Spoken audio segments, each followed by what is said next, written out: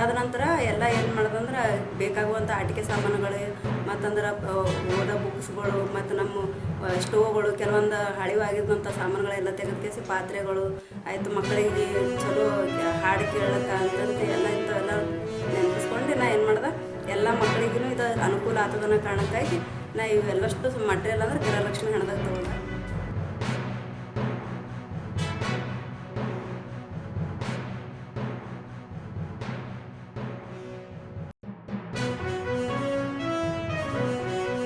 ಸಾಕಷ್ಟು ನಮ್ಗೆ ಏನಂದ್ರೆ ಅವರಿಗೆ ಪ್ರಶಸ್ತಿಗಳು ಬಂದವ. ನಮ್ಮ ಜಿಲ್ಲೆಯಿಂದ ತಾಲೂಕದಿಂದ ಆಯಿತು ಅಥವಾ ರಾಜ್ಯ ಕಡೆಯಿಂದ ಆಯಿತು ಸಾಕಷ್ಟು ಪ್ರಶಸ್ತಿಗಳು ಅವರಿಗೂ ಬಂದವ.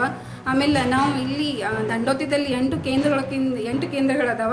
ಸೊ ಅದರಲ್ಲಿ ಇದೊಂಥರ ಮಾದರಿ ಅಂಗನವಾಡಿ ಕೇಂದ್ರಗಳು ಅಂತ ನಾವು ಹೇಳ್ಬೋದು. ಈ ಅಂಗನವಾಡಿ ಕೇಂದ್ರ ಯಾವುದೇ ಅಲ್ಲಿ ನಾವು ಈ ಒಂದು ತರಬೇತಿ ಕೊಟ್ಟರು ಈ ತರಬೇತಿಗಳು ಇವತ್ತೇನು ಹೇಳಿದ್ದೀವಿ ಇವತ್ತೇನು ಚಾರ್ಟ್ಗಳು ಮಾಡಿದ್ದೀವಿ ಅಂದರೆ ಇಮಿಡಿಯೇಟ್ಲಿ ಆ ಚಾರ್ಟ್ಗಳು ಅಂಗನವಾಡಿ ಕೇಂದ್ರದಲ್ಲಿ ಮರುದಿನ ಅವರು ಮಾಡ್ತಾರೆ ಅಂತಲೇ ಹೇಳ್ತೀವಿ.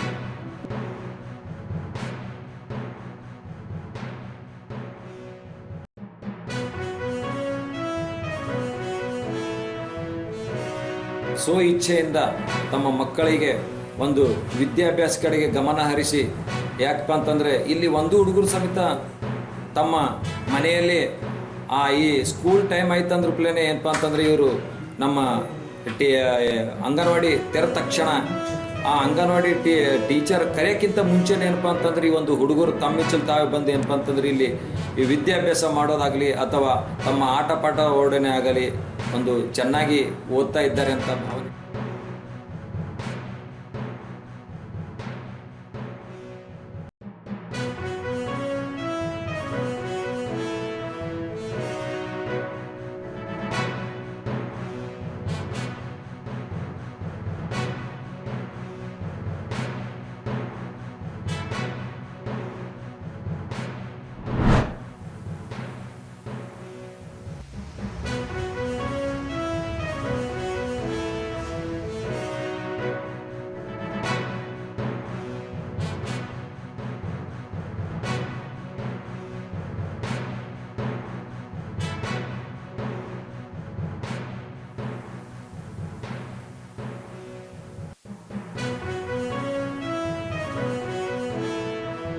ಜಿಲ್ಲೆಯಲ್ಲಿ ಕೊರತೆ ಆಗದಿರುವಂಗೆ ನಿರ್ವಹಣೆ ಮಾಡೋ ಬಗ್ಗೆ 2 ದಿವಸ ಕಾರ್ಯಾಗಾರ ನಡೆಸಲಾಯಿತು.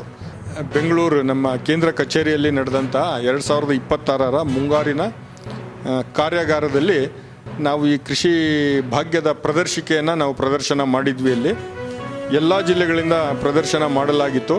ಆದರೆ ನಮ್ಮದು ವಿಶೇಷವಾದ ಪ್ರದರ್ಶಿಕೆ ಇರೋ ಕಾರಣ ನಮಗೆ ನಮ್ಮ ಕಮಿಷನರ್ ಸಾಹೇಬರು YS ಪಾಟೀಲ್ ಸಾಹೇಬರು GT ಪುತ್ರ ಅವರು ನಮಗೆ ಮೊದಲನೆಯ ಬಹುಮಾನ ಕೊಟ್ಟು ಸನ್ಮಾನ ಮಾಡಿದ್ದಾರೆ.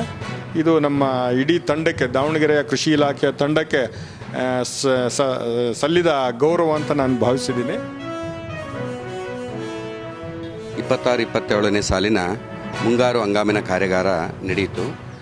ಅದರಲ್ಲಿ ಎಲ್ಲ ಜಿಲ್ಲೆಗಳು ಕೂಡ ಭಾಗವಹಿಸಿದರು. ನಮ್ಮ ಜಿಲ್ಲೆ ಪೋಸ್ಟರ್ ಪ್ರದರ್ಶಿಕೆಗಳಲ್ಲಿ ಪ್ರಥಮ ಸ್ಥಾನವನ್ನು ದಾವಣಗೆರೆ ಜಿಲ್ಲೆ ಪಡ್ಕೊಳ್ತು.